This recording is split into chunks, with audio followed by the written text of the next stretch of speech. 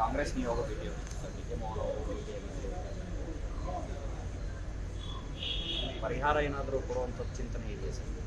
ನೋಡೋಣ, ಅದ್ರ ಬಗ್ಗೆ ಅವರು ರಿಪೋರ್ಟ್ ಕೊಡ್ತಾರೆ ನಮ್ಮ ಆಫೀಸರ್ಸು, ಆಮೇಲೆ ಅದನ್ನು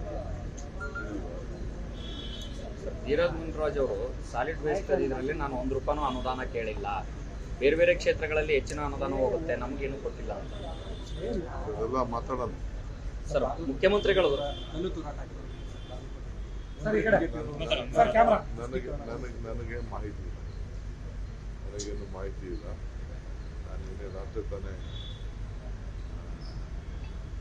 ಅಸ್ಸಾಮಿಂದ ಬಂದಿದ್ದೀನಿ, ಲೇಟ್ ಆಯಿತು, ಸ್ಟ್ರೈನ್ ಆಗಿದೆ, ರಾತ್ರಿ ಎಲ್ಲ ಮೀಟಿಂಗ್ ನಡೀತು, ನೋಡ್ತೀನಿ. ಸರ್, ಮುಖ್ಯಮಂತ್ರಿಗಳು ಒಂದು ಪೋಸ್ಟ್ ಅನ್ನು ಮಾಡಿದ್ದಾರೆ ಸರ್, ರಾಜಕೀಯದಲ್ಲಿ ನನ್ನ ವಿರುದ್ಧ ಷಡ್ಯಂತ್ರಗಳು ನಡೀತಾ ಇದ್ದಾವೆ, ನಾನು ರಣರಂಗದಿಂದ ಓಡಿ ಹೋಗಿ ಹೇಳಿ ನಾಗಲಾರೆ ಅನ್ನುವಂತ ಸ್ಟೇಟ್ಮೆಂಟ್ ಮಾಡಿದ್ದಾರೆ.